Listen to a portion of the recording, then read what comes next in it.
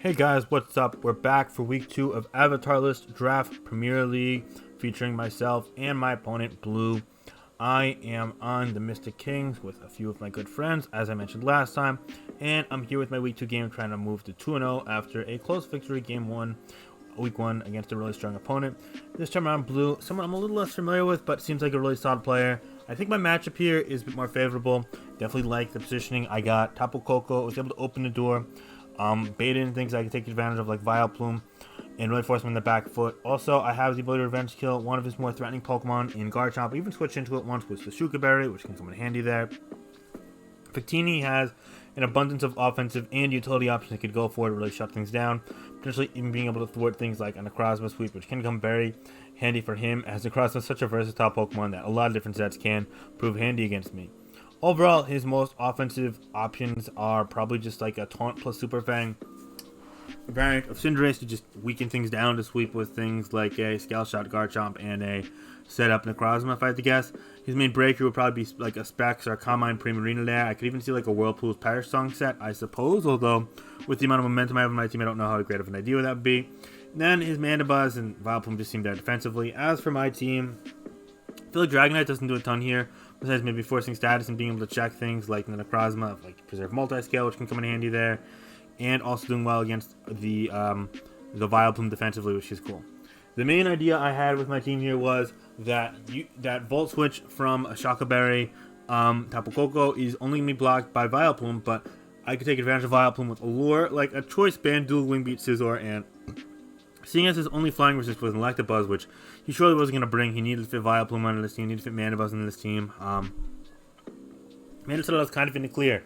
I felt that I could go Tapu Koko. Every single time I go Tapu Koko, he's probably going to go Vileplume. I get the Volt Switch off on that, and then I get free Scizor. Scizor is always killing non-max physical defense Vileplume with Dual Wing Beat and has a majority chance. It's like a 67% chance of killing a max physical defense Vileplume with Choice Banded Adamant Max Attack Dual Wing Beat.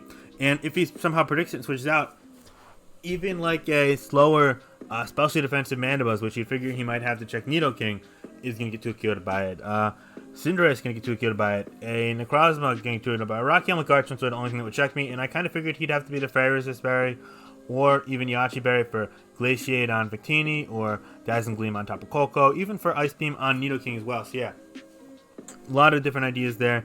In addition, I knew that I wanted to have safety blankets against things like Garchomp and Necrozma, so I actually ran a Focus Sash variant of Nidoking with Toxic and Stealth Rock, and just kind of like, okay, this is like my utility check. I don't just think I need anything to break with the Scizor idea and my momentum between the Tapu Koko and just overall like flip turn, Milotic and whatnot. I felt I had enough offensive presence, so it's kind of utility there. And yeah, the team played tied together pretty nice, so I don't want to really reveal anything I didn't reveal in the game. So I'm going to cut it off at that point. But overall, I felt the matchup benefited me quite a bit. I thought that he would have to prepare really well and get the most out of his Garchomp and the Necrozma to win the game, so I was definitely trying to shut down those Pokemon.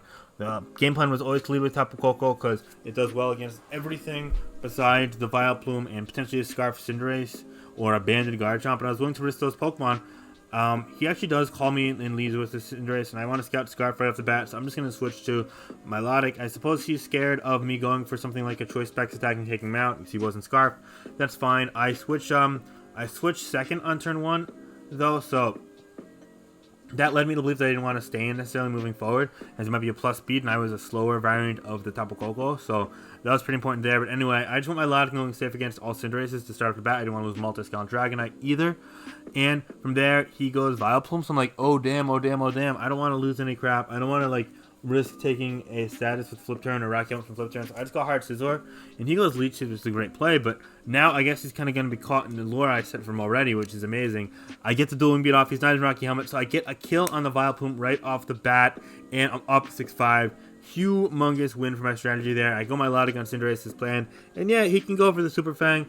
He's probably going to predict me to predict Taunt here and go for a Flip Turn, so he goes for another Super Fang, but I recover that off, just trying to play a little dumb early, just maybe see if I can get some leverage, and there I do. Unfortunately, missed the Super Fang there, but it didn't truly matter. I got a soft recover up all the way to full health, and then he Super Fangs there as I go for Toxic. I'm like, okay, he's probably going to reveal Taunt here, but also, like, if he doesn't, I get a recover up, then I'm just so far ahead that it was worth it. I couldn't really lose in that point, but yeah, he's going to get the Taunt off. That's smart, and now I can just Flip Turn off and retain momentum as I please anyway.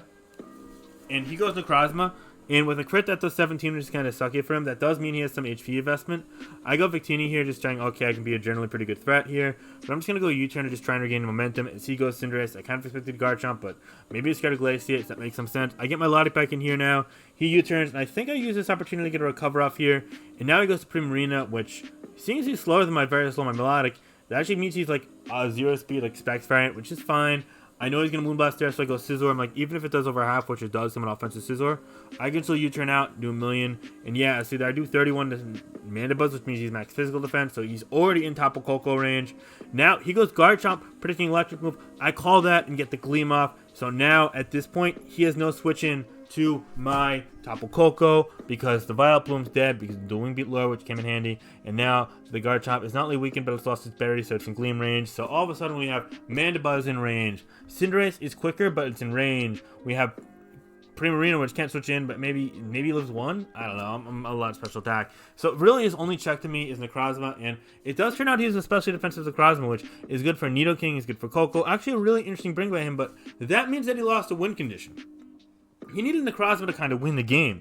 So now he's all in on the Garchomp being in win condition, except the Garchomp's lost its berry and it's weakened, and I still have my Shuckle Berry Koko at full health. I have a Scizor with Bullet Punch. I have a Dragonite that can tank a hit for multi-scale potentially. I have even a healthy Milotic with, ability to touch it as well. So it goes a long way right there. And I'm just really feeling this momentum at this point, so I'm just going to keep riding it. I go for the Gleam there, safe play on the Garchomp, but now I know he's special defense in Necrozma, it only does 26. Volt Switch still doing a nice 28, though. I'm leaving it, I'm forcing him to go for the Moonlight. I get the Victini in here. No, he actually goes Toxic. I feel bad. I dodged that Toxic. That helps me quite a bit there. Could have whittled me down, but I don't know if the game would have lasted long enough for him to win anyway. Ooh, spoiler, I guess. But anyway, I'm going to go for Encore there, I think. No, I go for U-turn there. I get the right play on Cinderace, and I get my Lottie back in. I'm feeling pretty good. I'm just kind of riding the momentum wave here. At this point, you go Super Fang here, and I think I just go Flip Turn, which does take him out of Toxic. I bring in my Koko now, knowing nothing outruns me. It's going to force this Necrozma in. He's going to waste more of those Moonlights, which can come in handy there, because once it's out of Moonlights, I win the game. A crit wasn't even going to kill with Volt Switch, but that's fine. I get the Victini back in here now. And I think this time around, I go for the Encore, and he calls me with the Garchomp play, which is a really great play on his end. Now here, I didn't want to risk anything, so I just went Koko, knowing, technically speaking, Koko, it doesn't need to wall anything, and it's Shuckle, so it's always going to live non-crits, so yeah. And then I just go to Gleam there, and now I know that since it's special defense Necrozma, he doesn't do much over half with Photon, and worst case he Toxics me, so I just go for Roost, and he actually Moonlights there, so I get recovery for free, negating the sequence, and I'm doing more chip damage to him. I bring in Nidoking here now, predicting the Toxic, and I get it correct, so I predict the Sash. Now I can get the Toxic on him as well, essentially putting him on a timer, leaving me in a really great position at that point. He does bring me down to the Sash there, but I can still preserve the Nidoking and bring in something else, such as, say, the Victini, which I do there. And Photon's only going to do a mere 19% to me, despite not being super bulky, so that means, yeah, he's a very bulky Necrozma, but he's never a win condition with it, so he goes Garchomp there, and I get another 21% there. Yeah, I take Rough Skin, but that's fine.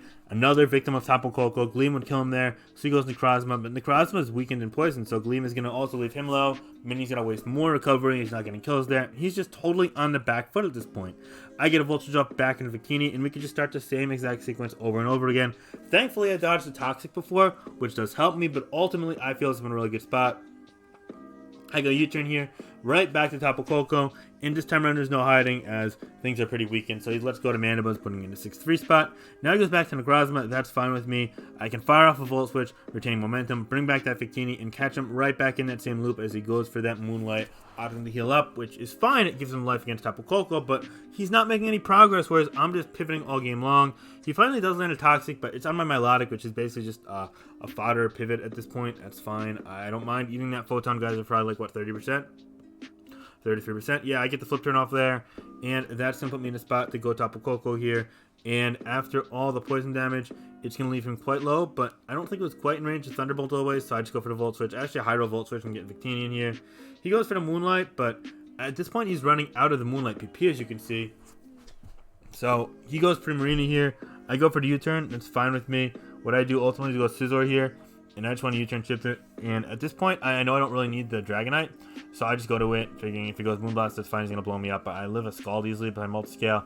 I can take him out with two of the Wing Beats now. This does invite in the Garchomp, but the only way the Garchomp kills me is going for something like Scale Shot, which I figured he had. That would mean he'd always be in Bullet Punch range even if he's bulky. He also needs just 4 of them to kill. He actually gets 3 and a crit to kill me, but now, from this point, Bullet Punch from Choice Band Scissors is always going to kill him, and it's always going to kill him across because it's especially defensive, not physically defensive, so I can clean up the game with a nice crispy 5-0. Toxic Miss was unfortunate for him, but I think I still had really good odds there. I played pretty well. I retained my momentum, and my Scizor lure not only worked, but also opened up the game a ton for Tapu Koko to just absolutely damage him upon getting 1 Dazzling Gleam crit. Pretty correct. So yeah, I think this went pretty well. Be sure to let me know your thoughts on this game down below. And if you want to see more draft content, like, comment, subscribe. I'm going to get my week 3 game up as well sometime in the next week or two, so stay tuned for that. Thank you guys so much for watching, and have a great day. Okay, bye-bye.